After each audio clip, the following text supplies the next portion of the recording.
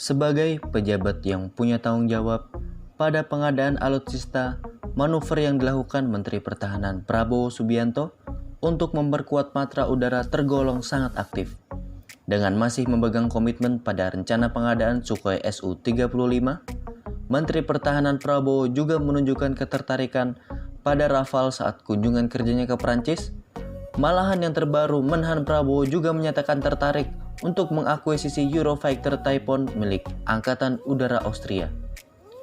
Terlepas dari semangat Menteri Pertahanan untuk menambal kekuatan udara Indonesia, terkhusus saat tensi di Laut Cina Selatan memanas, yang seolah luput dari perhatian adalah nasib program KFX atau IFX, bahwa Indonesia kesulitan pendanaan dalam program KFX atau IFX tentu bukan berita baru lagi. Presiden Jokowi dalam lawatan ke Korea Selatan pada September 2018 telah meminta negosiasi ulang kepada Presiden Korea Selatan Moon Jae-in dengan maksud mengurangi beban pembayaran biaya pengembangan program KFX-IFX. Dalam program pengembangan KFX-IFX, sesuai kesepakatan bilateral pada tahun 2016, Indonesia kebagian porsi untuk menanggung biaya pengembangan sebesar 20% dengan nilai total 1,5 miliar dolar Amerika Serikat dan sampai saat ini baru terbayarkan sekitar 200 juta dolar Amerika Serikat. Merespon dari permasalahan keuangan yang dihadapi Indonesia, pemerintah Korea Selatan dan Indonesia kemudian sepakat membentuk komite bersama dan akan menyelesaikan negosiasi ulang dalam waktu 12 bulan terhitung mulai Oktober 2018. Namun yang menjadi masalah lagi, negosiasi ulang antara Indonesia dengan komite bersama Korea gagal menyimpulkan solusi dalam batas waktu yang disepakati. Malahan negosiasi ulang ditunda lantaran pandemi COVID-19. Sumber dari media di Korea Selatan menyebut bahwa Indonesia masih tetap akan melanjutkan komitmen pada program KFX-IFX. Sebagai solusinya, Indonesia menawarkan pembayaran kontribusi dalam bentuk barang, yakni seperti penjualan pesawat angkut CN-235, ground equipment, dan pakaian untuk orang dewasa. Dikatakan juga Indonesia telah meminta perpanjangan batas waktu pembayaran dan memperluas transfer of teknologi yang didapatkan dari program KFX-IFX. Yang menjadi soal pembahasan terkait opsi-opsi di atas tidak ada kelanjutannya sampai saat ini.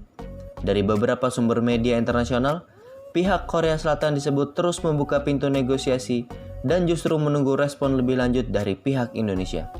Bagi Korea Selatan, adanya kabar lanjutan dari pemerintah Indonesia sangat dinanti. Pasalnya pada April 2021, prototipe perdana KFX-IFX akan diluncurkan atau roll out dan kepastian keterlibatan Indonesia sangat dinanti bagi masa depan program ini. Merujuk informasi dari Gens.com, pihak manufaktur Korea Aerospace Industry atau KAI mengharapkan agar 100 engineer dari PT Dirgantara Indonesia dapat kembali bekerja menggarap program KFX-IFX.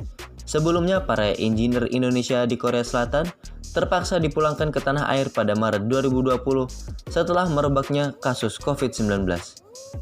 Bagi Korea Selatan, KFX adalah program nasional yang dengan atau tanpa Indonesia pada akhirnya program jet tempur pengganti F-5E/F Tiger dan F-4 Phantom ini akan dilanjutkan. KFX akan dipesan dengan jumlah ratusan, yakni 120 unit untuk Angkatan Udara Korea Selatan, dan rencananya KAI akan mematangkan desain dan performa jet tempur twin engine ini hingga pembuatan 6 prototipe.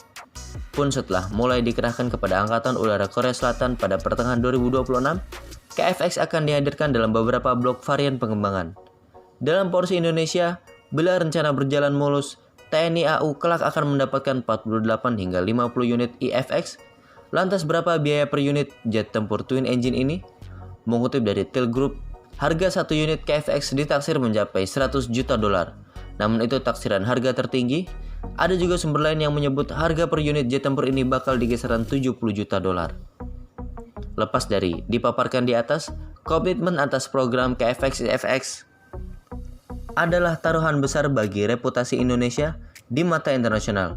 Dengan jadwal peluncuran prototipe KFX-IFX yang tak lama lagi, yakni pada April 2021, maka program ini seharusnya sudah menjadi pekerjaan rumah yang harus segera diputuskan oleh para pengambil kebijakan. Bagaimana menurut kalian? Cukup sekian dulu video kali ini. Jangan lupa like, komen, share, dan subscribe channel S3 Militer agar kalian menjadi orang yang pertama mendapatkan informasi seputar militer dari channel ini.